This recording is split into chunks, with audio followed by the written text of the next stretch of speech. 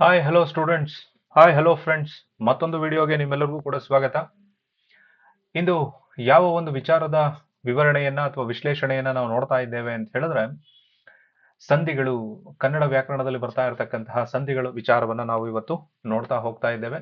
ಸಂಧಿಗಳಿಗಿಂತ ಮುಂಚಿತವಾಗಿ ನಾವು ಏನೇನನ್ನ ನೋಡಿದ್ವಿ ಅಂತ ಹೇಳಿದ್ರೆ, ಕನ್ನಡ ವ್ಯಾಕರಣದಲ್ಲಿ ಭಾಷೆ, ಅದಾದ್ಮೇಲೆ ಕನ್ನಡ ಅಂದ್ರೇನು, ವ್ಯಾಕರಣ ಅಂದ್ರೇನು, ಅದೆಲ್ಲವನ್ನ ನೋಡ್ಕೊಂಡ್ಮೇಲೆ ನಾವು ಅಕ್ಷರಮಾಲೆಯನ್ನ ನೋಡಿದ್ವಿ. ಅಕ್ಷರಮಾಲೆಯನ್ನ ನೋಡಿದ ನಂತರ ನಾವು ನೋಡಿದ್ ಯಾವುದು ಅಂತ ಹೇಳಿದ್ರೆ, ಅಕ್ಷರಮಾಲೆಯಲ್ಲಿರ್ತಕ್ಕಂತಹ 3 ವಿಧಗಳನ್ನ ನೋಡಿದ್ವಿ. ಯಾವ್ದ್ಯಾವ್ದು ಅಂತ ಹೇಳಿದ್ರೆ, ಫಸ್ಟ್ ಸ್ವರಗಳನ್ನ ನೋಡಿದ್ವಿ. ಸ್ವರಗಳಲ್ಲಿ ಮತ್ತೆ ನಾವು ವಿಭಾಗ ಮಾಡಬಹುದು: ರಸಸ್ವರ, ದೀರ್ಘಸ್ವರ, ಪ್ಲುತಾಕ್ಷರಗಳು, ಸಂಯುಕ್ತಾಕ್ಷರಗಳು ಅಂತ ಹೇಳಿ ಸ್ವರಗಳಲ್ಲಿ ನೋಡಿದ್ವಿ. ಆಮೇಲೆ ವ್ಯಂಜನಗಳನ್ನ ನೋಡಿದ್ವಿ. ಸೊ ವ್ಯಂಜನಗಳಲ್ಲಿ ಯಾವ್ದ್ಯಾವ್ದನ್ನ ನೋಡಿದ್ವಿ ಅಂತ ಹೇಳಿದ್ರೆ, ವರ್ಗೀಯ ವ್ಯಂಜನಗಳು ಅಂತ ನೋಡಿದ್ವಿ, ಅವರ್ಗೀಯ ವ್ಯಂಜನಗಳು ಅಂತ ಹೇಳಿ ನೋಡಿದ್ವಿ. ವರ್ಗೀಯ ವ್ಯಂಜನದಲ್ಲಿ 25 ಅಕ್ಷರಗಳನ್ನ ನೋಡ್ತೀವಿ, ಅವರ್ಗೀಯ ವ್ಯಂಜನದಲ್ಲಿ 9 ಅಕ್ಷರಗಳನ್ನ ನೋಡ್ತೀವಿ. ಹಾಗೆ ವರ್ಗೀಯ ವ್ಯಂಜನದಲ್ಲಿ ನಾವು ಮತ್ತೆ 3 ವಿಭಾಗವನ್ನ ಅಥವಾ 3 ವಿಧಗಳನ್ನ ನಾವು ಕಾಣ್ತಾ ಹೋಗ್ತೀವಿ. ಯಾವ್ದದು 3 ವಿಧಗಳು ಅಂತ ಹೇಳಿದ್ರೆ, ಮೊದಲನೆಯದಾಗಿ ನಾವು ಅಲ್ಪ ಪ್ರಾಣಗಳನ್ನ ನೋಡ್ತೀವಿ, ಅದಾದ್ಮೇಲೆ ಮಹಾಪ್ರಾಣಗಳನ್ನ ನೋಡ್ತೀವಿ, ಅದಾದ್ಮೇಲೆ ಅನುನಾಸಿಕಗಳನ್ನ ನೋಡಿದ್ವಿ. ಇದೆಲ್ಲವನ್ನ ನಾವೇನಂತ ಕರೆದ್ವಿ? ವರ್ಗೀಯ ವ್ಯಂಜನಗಳು ಅಂತ ಹೇಳಿ ಕರೆದ್ವಿ. ಅವರ್ಗೀಯ ವ್ಯಂಜನದಲ್ಲಿ ವರ್ಗಗಳು ಇಲ್ಲದೆ ಇರತಕ್ಕಂತಹ ರೀತಿಯಿಂದ ಅವು 9 ಅಕ್ಷರಗಳನ್ನ ನಾವು ಅವರ್ಗೀಯ ವ್ಯಂಜನಗಳು ಅಂತ ಹೇಳಿ ಕರೆದ್ವಿ. ಹಾಗೆ ಮೂರನೇ ವಿಧವಾಗಿರ್ತಕ್ಕಂಥ ಯೋಗವಾಹಕಗಳು, ಅದನ್ನ ನೋಡಿರ್ಲಿಲ್ಲ, ಇವಾಗ್ಲೇ ಇಲ್ಲೇ ನೋಡ್ಕೊಂಡ್ಬಿಡೋಣ. ಯೋಗವಾಹಕಗಳು ಅಂತ ಹೇಳಿದ್ರೆ, ಆ ಮತ್ತೆ ಅಂ ಅಹ ಅಂತ ಹೇಳಿ ಕರಿತೀವಲ್ವಾ, ಇದನ್ನ ಅನುಸ್ವಾರ, ಇದನ್ನ ವಿಸರ್ಗ ಅಂತ ಹೇಳಿ ಕರಿತೀವಿ. 2 ಸೊನ್ನೆಯನ್ನ ವಿಸರ್ಗ ಅಂತ ಹೇಳಿ ಕರಿತೀವಿ, 1 ಸೊನ್ನೆಯನ್ನ ಅನುಸ್ವಾರ ಅಂತ ಹೇಳಿ ಕರಿತೀವಿ. ಸೊ ಹೀಗೆ ಸ್ವರಗಳು, ವ್ಯಂಜನಗಳು, ಯೋಗವಾಹಕಗಳು, ಒಟ್ಟು 3 ವಿಧಗಳನ್ನ ನಾವು ಇಂದಿನ ತರಗತಿಯಲ್ಲಿ ನೋಡಿದ್ವಿ. ಯೋಗವಾಹಕಗಳನ್ನ ಇವತ್ತಿನ ತರಗತಿಯಲ್ಲಿ ನೋಡಿದ್ವಿ. ಹಾಗಾದ್ರೆ ಇವತ್ತಿನ ಹೊಸ ಟಾಪಿಕ್ ಯಾವುದು ಅಂತ ಹೇಳಿದ್ರೆ, ಸಂಧಿಗಳು. ಸೊ ವ್ಯಾಕರಣದಲ್ಲಿ ಮತ್ತೆ ಎಕ್ಸಾಮ್ಗಳಲ್ಲಿ ಅತಿ ಮುಖ್ಯವಾಗಿ ಕೇಳ್ತಕ್ಕಂಥ ಒಂದು ವಿಭಾಗ ಅಥವಾ ಒಂದು ಪಾಠ, ಒಂದು ಲೆಸನ್ ಯಾವುದು ಅಂತ ಹೇಳಿದ್ರೆ, ಇದು ಸಂಧಿಗಳು ಅಂತ ಹೇಳಿ ಕರಿತೀವಿ. ಸಂಧಿಗಳು ಹೇಗೆ ಇಂಪಾರ್ಟೆಂಟ್ ಆಗತ್ತೋ ಅದೇ ರೀತಿಯಾಗಿ ನಮಗೆ ಸಮಾಸಗಳು ಕೂಡ ಇಂಪಾರ್ಟೆಂಟ್ ಆಗತ್ತೆ. ಸೊ ಸಂಧಿಗಳನ್ನ ಓದ್ಕೊಳ್ಳೋ ರೀತಿನಲ್ಲೇ ಸಮಾಸಗಳನ್ನು ಕೂಡ ನಾವು ಓದ್ಕೋಬೇಕಾಗತ್ತೆ. ಹಾಗಾದ್ರೆ ಈ ಸಂಧಿಗಳು ಅಂತಕ್ಕಂಥದ್ದನ್ನ ನಾವು ಹೇಗ್ ನೋಡ್ಬೋದು, ಅಥವಾ ಯಾತಕ್ಕಾಗಿ ನೋಡ್ಬೇಕು, ಅಥವಾ ವ್ಯಾಕರಣದ ಒಳಗಡೆ ಸಂಧಿಗಳು ಅನ್ನೋದು ಏನಕ್ಕೆ ಬಂದಿದೆ ಅನ್ನೋದು ಇಂಪಾರ್ಟೆಂಟ್ ಆಗಿ ನಾವು ನೋಡ್ತೀವಿ ಅಂತ ಅಂದ್ರೆ, ಯಾವುದೇ ಒಂದು ಭಾಷೆ ಬೆಳಿಬೇಕು ಅಂತ ಹೇಳಿದ್ರೆ, ಆ ಬೆಳೀತಕ್ಕಂತಹ ಸಂದರ್ಭದಲ್ಲಿ ಹೊಸ ಪದಗಳನ್ನ ಅದು ಸೇರಿಸ್ಕೊಳ್ತಾ ಹೋಗಬೇಕು. ಹೊಸ ಪದಗಳು ಅಥವಾ ಶಬ್ದಕೋಶಗಳು ಒಂದು ಭಾಷೆಯಲ್ಲಿ ಹೆಚ್ಚಾದಾಗ ಮಾತ್ರ ಆ ಭಾಷೆ ಏನಾಗತ್ತೆ, ನಿರಂತರವಾಗಿ ಬೆಳವಣಿಗೆಯನ್ನ ಕಾಣ್ತಾ ಇದೆ, ಇಲ್ಲ ಸಂಪದ್ಭರಿತವಾಗಿರ್ತಕ್ಕಂಥ ಒಂದು ಭಾಷೆಯಾಗಿ ನಮ್ಮ ಮುಂದೆ ಕಾಣ್ತಾ ಹೋಗುತ್ತೆ. ಹಾಗೆ ಸಂಧಿಗಳು ಕೂಡ ಹೊಸ ಪದಗಳನ್ನ ಸೃಷ್ಟಿ ಮಾಡತಕ್ಕಂಥವು. ಅಂದ್ರೆ ಇಲ್ಲಿಂದ ಮುಂದಕ್ಕೆ ನಾವ್ ಏನ್ ಮಾಡ್ಬೋದು ಅಂತ ಹೇಳಿದ್ರೆ, ಅಥವಾ ಇದಕ್ಕೆ ಒಂದು ಟಾಪಿಕ್ ಕೊಡ್ಬೋದು, ಏನು? ಪದಸೃಷ್ಟಿ. ಈ ಟಾಪಿಕ್ ಹಿನ್ನೆಲೆಯಲ್ಲಿ ನಾವೇನ್ ನೋಡ್ಕೊಂಡು ಹೋಗ್ಬೋದು? ಸಂಧಿಗಳನ್ನ, ಸಮಾಸಗಳನ್ನ, ತದ್ಧಿತಾಂತಗಳನ್ನ, ಕೃದಂತಗಳನ್ನ, ಪದಸೃಷ್ಟಿ ಅಂತಕ್ಕಂಥ ಒಂದು ವಿಭಾಗ ಕ್ರಮವನ್ನ ಮಾಡಿಕೊಂಡು ಅದರಲ್ಲಿ ಒಂದೊಂದೇ ನೋಡ್ಕೊಳ್ತಾ ಹೋಗ್ಬೋದು. ಸೊ ಹಾಗಾದ್ರೆ ಸಂಧಿಗಳು ಅಂತ ಹೇಳಿದ್ರೆ ಏನು? ಒಂದು ಭಾಷೆಯಲ್ಲಿ, ಯಾವುದೇ ಒಂದು ಭಾಷೆ ಆಗಿರಲಿ, ಹೊಸ ಪದಗಳನ್ನ ಸೃಷ್ಟಿಸಬೇಕಾದಾಗ ಅಥವಾ ಸೃಷ್ಟಿ ಆಗಬೇಕು ಅಂತ ಹೇಳಿದ್ರೆ ಕೆಲವೊಂದು ನಿಯಮಗಳನ್ನ ಅನುಸರಿಸಬೇಕಾಗತ್ತೆ. ಹಾಗೆ ಸಂಧಿಗಳು ಕೂಡ ಹೊಸ ಪದಗಳನ್ನ ಸೃಷ್ಟಿ ಮಾಡತಕ್ಕಂತಹ ರೀತಿನಲ್ಲಿ ಇರ್ತಕ್ಕಂಥವು. ಹಾಗೆ ಹೊಸ ಪದಗಳನ್ನ ಸೃಷ್ಟಿ ಮಾಡೋದಕ್ಕೆ ಇರ್ತಕ್ಕಂತಹ 4 ವಿಧದಲ್ಲಿ ನಾವು ನೋಡ್ತಾ ಹೋಗ್ತೀವಿ. ಯಾವ್ದ್ಯಾವ್ದು ಅಂತ ಹೇಳಿದ್ರೆ, ಮೊದಲನೇದು ಸಂಧಿಗಳು, ಎರಡನೇದು ಸಮಾಸಗಳು, ಮೂರನೇದು ತದ್ಧಿತಾಂತಗಳು, ನಾಲ್ಕನೇದು ಕೃದಂತಗಳು ಅಂತ ಹೇಳಿ ಕರಿತೀವಿ. ಇವೆಲ್ಲವೂ ಕೂಡ ಒಂದು ಭಾಷೆಯಲ್ಲಿ ಹೊಸ ಪದಗಳನ್ನ ಸೃಷ್ಟಿ ಮಾಡೋದ್ರ ಜೊತೆಗೆ ಭಾಷೆಯಲ್ಲಿ ಪದಗಳನ್ನ ಜೋಡಿಸುವ ಮೂಲಕವಾಗಿ ಭಾಷೆಯನ್ನ ಬೆಳೆಸ್ತಾ ಹೋಗ್ತವೆ. ಸೊ ಆ ಹಿನ್ನೆಲೆಯಲ್ಲಿ ಸಂಧಿಗಳನ್ನ ನಾವು ಇವತ್ತು ಮುಖ್ಯವಾಗಿ ಅಧ್ಯಯನ ಮಾಡಬೇಕಾಗ್ತದೆ. ಅಧ್ಯಯನವನ್ನ ಮಾಡ್ತಾ ಸಾಗೋಣ. ಸೊ ಹಾಗಾದ್ರೆ ಈಗ ನೇರವಾಗಿ ಸಂಧಿಗಳಿಗೆ ಬಂದ್ಬೋಣ. ಸಂಧಿ ಎಂದರೇನು? ವಾಟ್ ಇಸ್ ಸಂಧಿ ಎಂದರೇನು ಅಂತ ಹೇಳಿದ್ರೆ, ಎರಡು ಅಕ್ಷರಗಳು ಕಾಲ ವಿಳಂಬವಿಲ್ಲದೆ ಸೇರುವುದಕ್ಕೆ ನಾವು ಏನು ಅಂತ ಕರಿತೀವಿ ಅಂತ ಹೇಳಿದ್ರೆ ಸಂಧಿ. ಈಗ ಎರಡು ಅಕ್ಷರ ಅಂತ ಹೇಳಿದ್ರೆ, ಈಗ ಕ ರ, ಕರ ಅಂತ ಹೇಳಿ ಸಡನ್ ಆಗಿ ಹೇಳ್ತೀವಲ್ವಾ, ಅದು ಬಿಟ್ಟು ಕ ರ ಅಂತ ಹೇಳ್ತೀವ? ಇಲ್ಲ. ಅಂದ್ರೆ ಎರಡು ಅಕ್ಷರಗಳ ನಡುವೆ ಕಾಲ ವಿಳಂಬವಿಲ್ಲದೆ, ಅಂದ್ರೆ ಸಮಯ ಜಾಸ್ತಿ ತೆಗೆದುಕೊಳ್ಳೋದಲ್ಲೇ ನೇರವಾಗಿ ಬೇಗ ಹೇಳ್ತಕ್ಕಂಥದ್ದನ್ನ ಸಂಧಿ ಅಂತ ಹೇಳಿ ಕರಿತೀವಿ. ಅರ್ಥ ಆಗಿದೆ ಅಂತ ಅಂದ್ಕೊಳ್ತೀನಿ. ಸೊ ಸಂಧಿ ಪದಗಳಲ್ಲಿ ನಾವು ಎರಡು ರೀತಿಯಲ್ಲಿ ವಿಭಾಗವನ್ನ ಮಾಡ್ತೀವಿ. ಸಂಧಿ ಪದ ಹೆಂಗೆ? ಈಕ್ವಲ್ ಟು ಪೂರ್ವ ಪದ ಪ್ಲಸ್ ಉತ್ತರ ಪದ ಅಂತ ಹೇಳಿ ಎರಡು ವಿಭಾಗಗಳನ್ನ ಮಾಡ್ತೀವಿ. ಪೂರ್ವ ಪದ ಮತ್ತೆ ಉತ್ತರ ಪದ ಇವೆರಡನ್ನ ಸೇರಿಸ್ಕೊಂಡು ನಾವು ಸಂಧಿ ಪದ ಅಂತ ಹೇಳಿ ಕರಿತೀವಿ. ಹೀಗೆ ಈ ವಿಭಾಗ ಕ್ರಮವನ್ನ ನಾವು ನೋಡ್ಬೋದು, ಅಥವಾ ಈ ತರ ಪೂರ್ವ ಪದ ಮತ್ತೆ ಉತ್ತರ ಪದವನ್ನ ವಿಭಾಗಿಸ್ಕೊಂಡಾಗ ಮಾತ್ರ ಸಂಧಿ ಕಾರ್ಯ ಅಂತಕ್ಕಂಥದ್ದು ತುಂಬಾ ಚೆನ್ನಾಗಿ ನಡೀತದೆ. ಇಲ್ಲ ಅಂತ ಹೇಳಿದ್ರೆ ನಡೆಯೋದಿಲ್ಲ. ಅಂದ್ರೆ ಎರಡು ಅಕ್ಷರಗಳು ಸೇರ್ಕೊಳ್ಬೇಕಾದಾಗ ಒಂದು ಪೂರ್ವ ಪದವಾಗಿ ಸೇರ್ಕೋಬೇಕು, ಇನ್ನೊಂದು ಉತ್ತರ ಪದವಾಗಿ ಸೇರ್ಕೋಬೇಕು. ಇವು ಸೇರ್ಕೊಂಡಾಗ ನಡುವೆ ಕಾಲದ ವಿಳಂಬ ಇರಬಾರ್ದು. ಅಂದ್ರೆ ಸಮಯ ಜಾಸ್ತಿ ತೆಗೆದುಕೊಳ್ಳೋ ಹಾಗಿಲ್ಲ, ಕಡಿಮೆ ಸಮಯ, ಪೂರ್ತಿ ಸಮಯನೇ ಇಲ್ಲ. ಯಾಕೆ? ಕರ, ಸಂಧಿ ಹಾಗೂ ಹೋಗು ಇವೆಲ್ಲವನ್ನ ಬಳಸ್ತಾ ಇದೀವಲ್ಲ, ಮಧ್ಯದಲ್ಲಿ ಎಲ್ಲಾದ್ರೂ ಒಂದ್ ಅಕ್ಷರದಿಂದ ಇನ್ನೊಂದು ಅಕ್ಷರಕ್ಕೆ ಏನಾದ್ರೂ ನಾವು ಸಮಯವನ್ನ ಕೊಡ್ತಾ ಇದೀವ? ಸಮಯವನ್ನ ಕೊಡ್ತಾ ಇಲ್ಲ. ಹಾಗೆ ಈ ಸಂಧಿಗಳಲ್ಲಿ ನಾವು ಎರಡು ವಿಧಗಳನ್ನ ಕಾಣ್ತೀವಿ. ಮೊದಲನೇ ಸಂಧಿ ಯಾವುದು ಅಂತ ಹೇಳಿದ್ರೆ ಕನ್ನಡ ಸಂಧಿಗಳು, ಎರಡನೇದು ಯಾವುದು ಅಂತ ಹೇಳಿದ್ರೆ ವ್ಯಂಜನ ಸಂಧಿಗಳು ಅಂತ ಹೇಳಿ ಗುರುತಿಸ್ಕೊಳ್ತೀವಿ. ಸೊ ಗುರುತಿಸ್ಕೊಂಡ್ಮೇಲೆ ಈಗ ನಾವು ನೋಡ್ತಾ ಹೋಗೋಣ. ಈ ರೀತಿ ವಿಭಾಗ ಕ್ರಮವನ್ನ ಮಾಡಲಾಗಿದೆ. ಕನ್ನಡದಲ್ಲಿ ಯಾಕೆ ಈ ವಿಭಾಗ ಕ್ರಮಗಳನ್ನ ಮಾಡ್ಕೊಂಡ್ರು ಅಂತ ಹೇಳಿದ್ರೆ, ನಮ್ಮ ಕನ್ನಡ ಅಂತಕ್ಕಂಥದ್ದು ಸಂಸ್ಕೃತದ ಇನ್ಫ್ಲೂಯೆನ್ಸ್ ಅನ್ನ ಜಾಸ್ತಿ ಪಡ್ಕೊಂಡಿದೆ. ಆದ್ರಿಂದ ಆ ಪದಗಳನ್ನ ಬಳಕೆ ಇರೋದ್ರಿಂದ ನಾವೇನ್ ಮಾಡ್ತೀವಿ, ಈ ರೀತಿಯಾಗಿರತಕ್ಕಂತಹ ಸಂಧಿ ಪದಗಳನ್ನ ವಿಭಾಗ ಮಾಡ್ಕೊಳ್ತಾ ಹೋಗ್ತೀವಿ. ಸೊ ಹಾಗಾದ್ರೆ ಸಂಧಿ ಕಾರ್ಯದಲ್ಲಿ ಭಾಗವಹಿಸ್ತಕ್ಕಂಥ ಅಕ್ಷರಗಳ ಮೇಲೆ, ಅಕ್ಷರಗಳು ಯಾವ್ಯಾವುದು? ಈಗ ಸ್ವರಗಳು ಮತ್ತೆ ವ್ಯಂಜನಗಳು, ಇವನ್ನ ಅಕ್ಷರಗಳು ಅಂತ ಗುರುತಿಸ್ತೀವಲ್ವಾ? ಸೊ ಇವೆರಡು ಸೇರ್ಕೊಳ್ತಾವಲ್ವಾ, ಆ ಸಂದರ್ಭದಲ್ಲಿ ಆಗ್ತಕ್ಕಂಥದ್ರ ಮೇಲೆ ಎರಡು ಸಂಧಿಗಳನ್ನ ಗುರುತಿಸ್ತಾರೆ. ಯಾವ್ದ್ಯಾವ್ದದು ಅಂತ ಹೇಳಿದ್ರೆ, ಒಂದು ಕನ್ನಡ ಸ್ವರ ಸಂಧಿ. ಈ ಸ್ವರಗಳು ನೇರವಾಗಿ ಸ್ವರಗಳೇ ಇರ್ಬೇಕಲ್ಲಿ. ವ್ಯಂಜನ ಸಂಧಿಯಲ್ಲಿ ಸ್ವರ ಪ್ಲಸ್ ವ್ಯಂಜನ ಎರಡು ಇದ್ರೂ ಆಗತ್ತೆ, ಅದನ್ನ ವ್ಯಂಜನ ಸಂಧಿ ಅಂತ ಹೇಳಿ ಕರಿತೀವಿ. ಸ್ವರಗಳೇ ಇದ್ರೆ ಅದನ್ನ ಸ್ವರ ಸಂಧಿ ಅಂತ ಹೇಳಿ ಕರಿತೀವಿ. ಸೊ ಅರ್ಥ ಆಗಿದೆ, ಐ ಹೋಪ್ ಇಲ್ಲಿವರೆಗೂ ಅರ್ಥ ಆಗಿದೆ ಅಂತ ಹೇಳಿ ಅನ್ಕೊಳ್ತೀನಿ. ಮುಂದೆ ಇವಾಗ ನೋಡ್ತಾ ಹೋಗೋಣ. ಕನ್ನಡ ಸ್ವರ ಸಂಧಿಗಳು, ಮೊದಲ ವಿಭಾಗ ಕ್ರಮ, ಅಕ್ಷರಗಳ ಮೇಲೆ ಮಾಡಿರ್ತಕ್ಕಂಥ ಮೊದಲನೇ ವಿಭಾಗ ಕ್ರಮ ಯಾವುದು? ಕನ್ನಡ ಸ್ವರ ಸಂಧಿ. ಅಂದ್ರೆ ಇಲ್ಲೇನಾಗತ್ತೆ, ಕನ್ನಡ ಪ್ಲಸ್ ಕನ್ನಡ ಪದಗಳೇ ಇರಬೇಕು.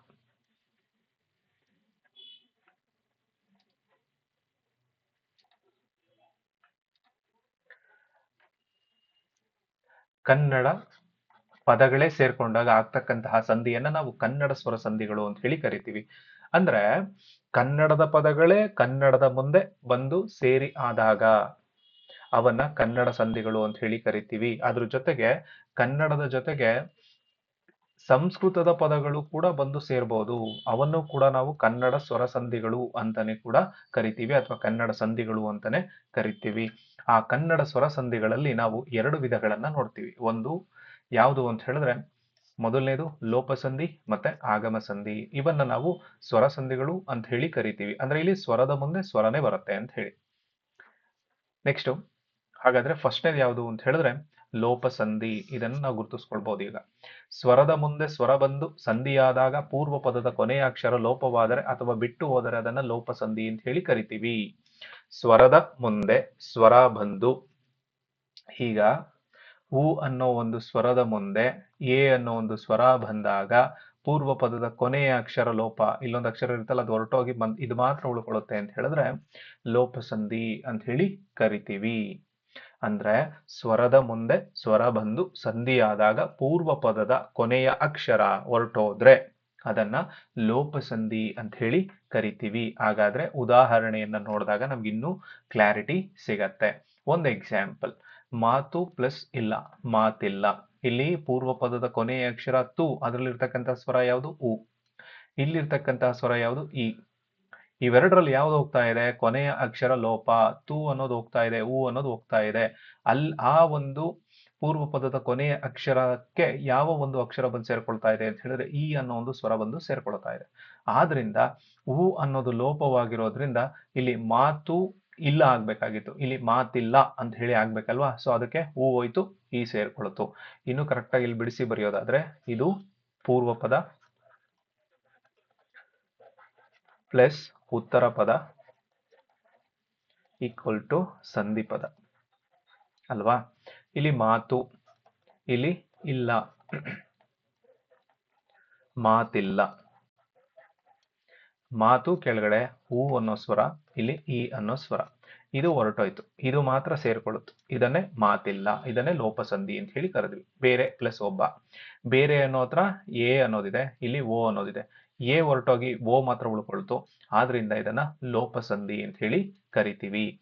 ಏನು ಪ್ಲಸ್ ಆದುದು, ಇಲ್ಲೊಂದು ಬಿಳಿಸೋಣ. ಏನು ಪ್ಲಸ್ ಆದುದು, ಏನಾದುದು. ಇಲ್ಲಿ ಊರು ಪ್ಲಸ್ ಊರು, ಇಲ್ಲಿ ಹೂ ಇದ್ದಿದ್ದು ಇಲ್ಲಿ ಹೂ ದೀರ್ಘ ಬಂದು ಸೇರ್ಕೊಳ್ಳುತ್ತೆ.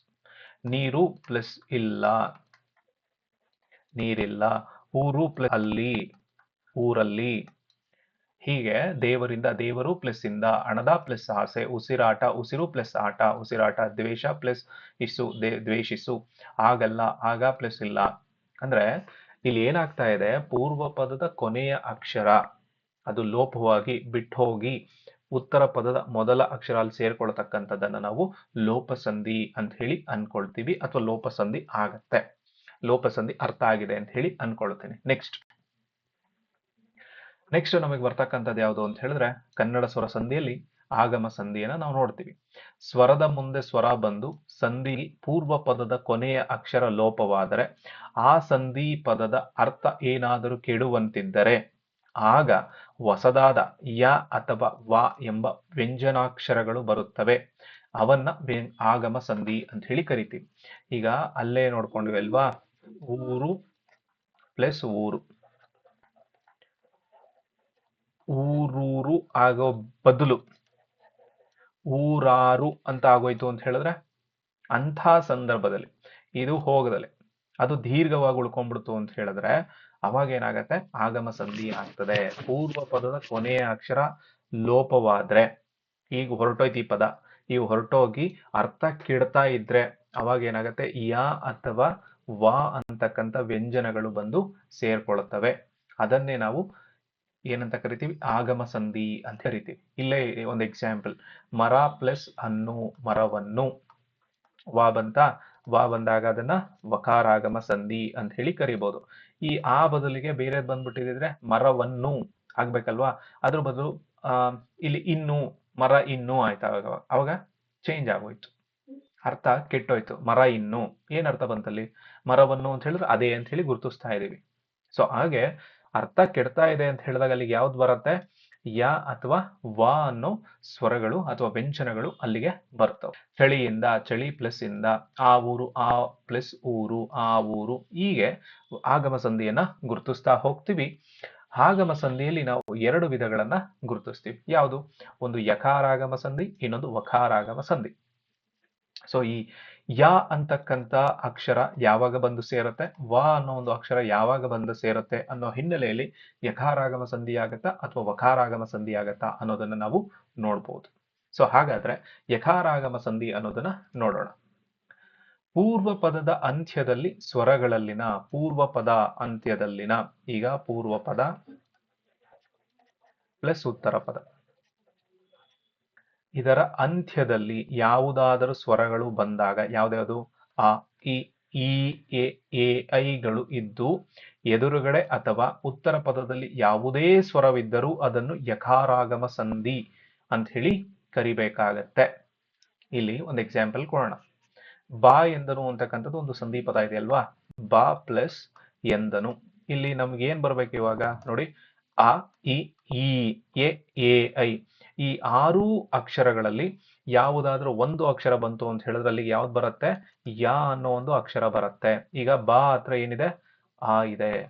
ಆ ಅಂತ ಬಂದಾಗ ಅದನ್ನ ನಾವು ನೇರವಾಗಿ ಹೇಳ್ಬಿಡ್ಬೋದು ಯಕಾರಾಗಮ. ಅಥವಾ ಈ ಅನ್ನೋ ಇದಿತ್ತು ಅಲ್ಲಿ ಅಂತ ಹೇಳಿದ್ರೆ ಅದನ್ನ ಯಕಾರಾಗಮ. ಈ ಅನ್ನೋ ಒಂದು ದೀರ್ಘ ಸ್ವರ ಇತ್ತು ಅಂತ ಹೇಳಿದಾಗ ನಾವೇನ್ ಮಾಡ್ಬೋದು, ಅವಾಗ್ಲೂ ಕೂಡ ಯ ಅನ್ನೋದು ಬಂದ್ಬಿಡತ್ತೆ. ಅಂದ್ರೆ ಪೂರ್ವ ಪದದ ಅಂತ್ಯದಲ್ಲಿ ಸ್ವರಗಳಲ್ಲಿ ಏನಿರ್ಬೇಕು, ಅ ಇ ಎ ಎ ಐ ಇವು ಬಂದ್ರೆ ಮಾತ್ರ ಅದನ್ನ ಯಕಾರಾಗಮವಾಗಿ ನೋಡ್ಬೋದು. ಇನ್ನೂ ಒಂದಿದೆ ನೋಡಿ, ಗಾಳಿ ಪ್ಲಸ್ ಅನ್ನು. ಏನು ಗಾಳಿ ಹತ್ರ ಯಾವ್ದಿದೆ? ಇ ಇದೆ. ಸೊ ಇ ಬಂತು ಅಂತ ಹೇಳಿದ್ರೆ ಯಾ ಬರ್ಬೇಕು. ಆಮೇಲೆ ಕೆರೆ ಪ್ಲಸ್ ಅಲ್ಲಿ, ಇಲ್ಲಿ ಏನಿದೆ? ಎ ಇದೆ. ಸೊ ಎ ಬಂತು ಅಂತ ಹೇಳಿದ್ರೆ ಅಲ್ಲಿ ಏನಾಗತ್ತೆ?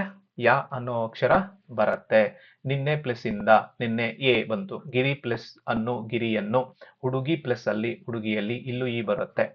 ಸೊ ಅ ಇ ಈ ಎ ಎ ಐ ಈ ಇಷ್ಟೂ ಸ್ವರಗಳು ಪೂರ್ವ ಪದದ ಕೊನೆಯ ಅಕ್ಷರದಲ್ಲಿ ಬಂದಾಗ ಇದು ಯಕಾರಾಗಮವಾಗತ್ತೆ. ಈ ಒಂದು ಸಂಧಿ ಅರ್ಥ ಆಗಿದೆ ಅಂತ ಹೇಳಿ ಅನ್ಕೊಳ್ತೇನೆ. ನೆಕ್ಸ್ಟ್ ವಕಾರಾಗಮ ಸಂಧಿ. ಇಷ್ಟೊತ್ತು ಯಕಾರಾಗಮ ನೋಡಿದ್ವಿ, ಈಗ ವಕಾರಾಗಮ ಸಂಧಿ. ಪೂರ್ವ ಪದದ ಅಂತ್ಯದಲ್ಲಿನ ಉ ಉ ಓ ಸ್ವರಗಳಿದ್ದು ಎದುರುಗಡೆ ಯಾವುದೇ ಸ್ವರವಿದ್ದರೂ ವಕಾರವಾಗುತ್ತದೆ. ಇದನ್ನೇ ವಕಾರಾಗಮ ಸಂಧಿ. ಈಗ ಯಕಾರಾಗಮಕ್ಕೆ ಯಾವ್ದಾದ್ರು ಇರಬೇಕು? ಆ ಇರಬೇಕು, ಈ ಇರಬೇಕು, ಈ ಇರಬೇಕು, ಆಮೇಲೆ ಎ ಇರಬೇಕು, ಎ ಇರಬೇಕು, ಆಮೇಲೆ ಐ. ಇದ್ರ ಮುಂದೆ ಯಾವುದೇ ಸ್ವರ ಬಂದ್ರೂ ಅದನ್ನ ಯಕಾರಾಗಮ ಆಗತ್ತೆ. ಅದೇ ರೀತಿ ವಕಾರ ಸಂಧಿಯಲ್ಲಿ ಊ ಬರಬೇಕು, ಊ ಬರಬೇಕು, ಓ ಬರಬೇಕು. ಇದ್ರ ಮುಂದೆ ಯಾವುದೇ ಸ್ವರ ಇದ್ರೂ ಇದನ್ನ ಯಕಾರಾಗಮ ಆಗತ್ತೆ, ಅಲ್ಲಿ ವಕಾರಾಗಮ ಆಗತ್ತೆ ಅನ್ನೋದನ್ನ ಇಲ್ಲಿ ನೋಡ್ಬೋದು. ಇಲ್ಲಿ ನೋಡಿ, ಗುರು ಪ್ಲಸ್ ಅನ್ನು, ಇಲ್ಲೇನಾಯ್ತು? ಗುರುವನ್ನು. ಸೊ ಇಲ್ಲಿ ಯಾವುದು? ಇಲ್ಲಿ ಊ ಇದೆ. ಊ ಎದುರುಗಡೆ ಯಾವ ಸ್ವರ ಬಂದ್ರೂ ಆಗತ್ತೆ. ಅದಾದ್ಮೇಲೆ ಮಗು ಪ್ಲಸ್ಸಿಗೆ, ಮಗು ಅನ್ನೋ ಹತ್ರನೂ ಊ ಇದೆ. ಪೂ, ಊ ದೀರ್ಘ ಬಂತು. ಹಸುವನ್ನು, ಅಲ್ಲೂ ಕೂಡ ಏನ್ ಬಂದಿದೆ? ಹಸು, ಊ ಬಂದಿದೆ. ಆಮೇಲೆ ಓ ಅನ್ನೋ ಒಂದು ಸ್ವರ ಪೂರ್ವ ಪದದ ಕೊನೆಯ ಅಕ್ಷರದಲ್ಲಿ ಯಾವ ಸ್ವರ ಇರುತ್ತೋ ಆ ಸ್ವರದ ಎದುರುಗಡೆ ಇನ್ಯಾವುದೇ ಸ್ವರಗಳಿದ್ರೂ ಕೂಡ ಅದನ್ನು ನಾವೇನಂತ ಕರಿಬಹುದು? ಯಕಾರಾಗಮ ಅಂತ ಹೇಳಿ ಕರಿಬಹುದು. ಯಕಾರಾಗಮ ಸಂಧಿಯಲ್ಲಿ ಏನಿರಬೇಕು? ಅ ಇ ಈ ಎ ಎ ಐ ಈ ಸ್ವರಗಳು ಬಂದಿದ್ದಾಗ ಅದು ಯಕಾರಾಗಮ ಆಗತ್ತೆ. ಉ ಉ ಓ ಬಂದಾಗ ಇದು ವಕಾರಾಗಮ ಸಂಧಿ ಆಗುತ್ತೆ. ಎಲ್ಲಿ ಸಂಧಿ ಆಗ್ಬೇಕು ಅಂತ ಹೇಳಿದ್ರೆ ಪೂರ್ವ ಪದದ ಕೊನೆಯ ಅಕ್ಷರದಲ್ಲಿ ಈ ಅಕ್ಷರಗಳು ಅಥವಾ ಈ ಸ್ವರಗಳು ಬಂದಿದ್ದು ಅದರ ಎದುರುಗಡೆ ಯಾವುದೇ ಸ್ವರಗಳು ಬಂದಿದ್ರು ಕೂಡ ಅದು ಯಕಾರಾಗಮ ಆಗತ್ತೆ, ಇಲ್ಲ ವಕಾರಾಗಮ ಆಗತ್ತೆ. ಹಾಗಾದ್ರೆ ವಕಾರಾಗಮ ಸಂಧಿ ಅರ್ಥ ಆಗಿದೆ ಅಂತ ಹೇಳಿ ತಿಳ್ಕೊಳ್ತೀನಿ. ನೆಕ್ಸ್ಟ್ ಕನ್ನಡ ವ್ಯಂಜನ ಸಂಧಿಗಳು. ಕನ್ನಡ ವ್ಯಂಜನ ಸಂಧಿಗಳು, ಅದರಲ್ಲಿ ಆದೇಶ ಸಂಧಿ. ಸಂಧಿ ಕಾರ್ಯ ನಡೆಯುವಾಗ ಉತ್ತರ ಪದದ ಮೊದಲ ಅಕ್ಷರದ ವ್ಯಂಜನದ ಬದಲಿಗೆ ಇನ್ನೊಂದು ವ್ಯಂಜನ ಬಂದು ಸೇರಿದರೆ ಅದನ್ನು ಆದೇಶ ಸಂಧಿ ಅಂತ ಹೇಳಿ ಕರಿತೀವಿ. ಇದನ್ನ ಯಾಕೆ ವ್ಯಂಜನ ಅಂತ ಹೇಳಿ ಕರೆದ್ವಿ ಅಂತ ಹೇಳಿದ್ರೆ ಇದು ನೇರವಾಗಿ ವ್ಯಂಜನಗಳ ಮೇಲೆ ನಿಂತಿದೆ. ಅಂದ್ರೆ ಸಂಧಿ ಕಾರ್ಯ ನಡಿಬೇಕಾದಾಗ ಉತ್ತರ ಪದದ ಮೊದಲ ಅಕ್ಷರ ಏನು ವ್ಯಂಜನ ಇದೆಯೋ ಅದೇ ವ್ಯಂಜನಕ್ಕೆ ಇನ್ನೊಂದು ವ್ಯಂಜನ ಬಂದು ಸೇರ್ಬೇಕು. ಆ ಸೇರಿದ್ರೆ ಆದೇಶ ಸಂಧಿ ಅಂತ ಹೇಳ್ತೀವಿ. ಆದ್ರೆ ಸ್ವರ ಸಂಧಿಯಲ್ಲಿ ಏನಾಗಿತ್ತು ಅಂತ ಹೇಳಿದ್ರೆ ಸ್ವರದ ಒಂದು ಅಕ್ಷರದ ಮುಂದೆ ಯಾವುದಾದರೂ ಸ್ವರ ಬಂದ್ರೆ ಅದನ್ನ ಸ್ವರ ಸಂಧಿ ಅಂತ ಹೇಳಿ ಕರಿತೀವಿ.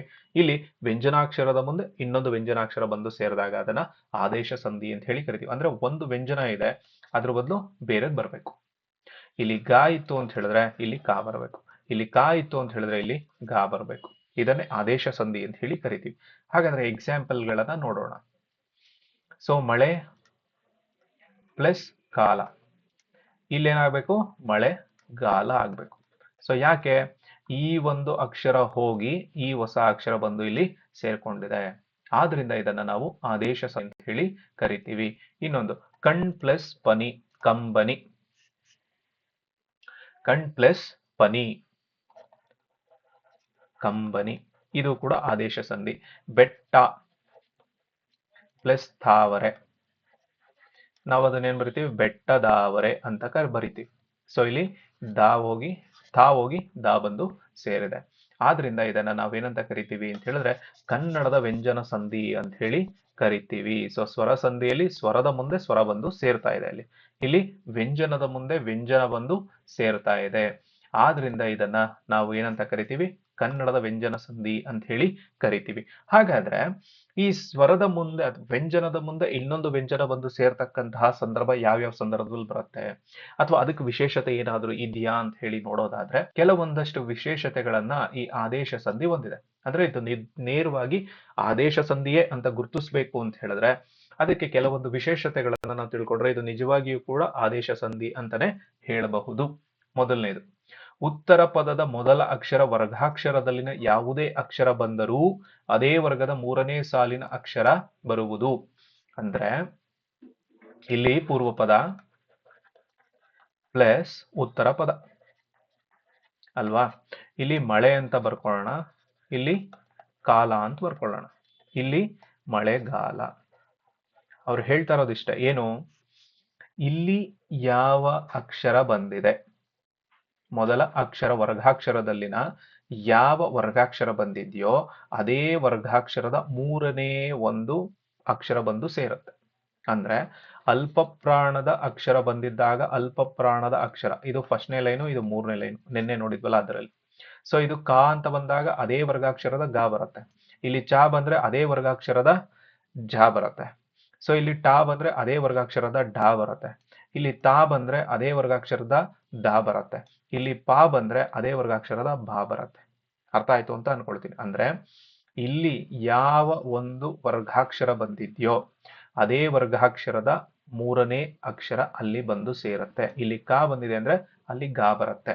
ಇಲ್ಲಿ ಬೆಟ್ಟದಾವರೆ, ಇನ್ನೊಂದು ಎಕ್ಸಾಂಪಲ್ ನೋಡೋದಾದ್ರೆ ಬೆಟ್ಟ ಪ್ಲಸ್ ತಾವರೆ ಅಲ್ವಾ, ಇದು ಧ ಬರುತ್ತೆ ಇಲ್ಲಿ ಬೆಟ್ಟದಾವರೆ.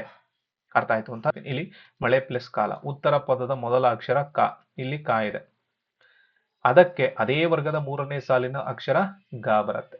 ಸೊ ಆ ಗ ಬಂತು ಅಂತ ಹೇಳಿದ್ರೆ ಇದನ್ನ ನಾವೇನಂತ ಕರಿತೀವಿ ಅಂತ ಹೇಳಿದ್ರೆ ಆದೇಶ ಸಂಧಿ.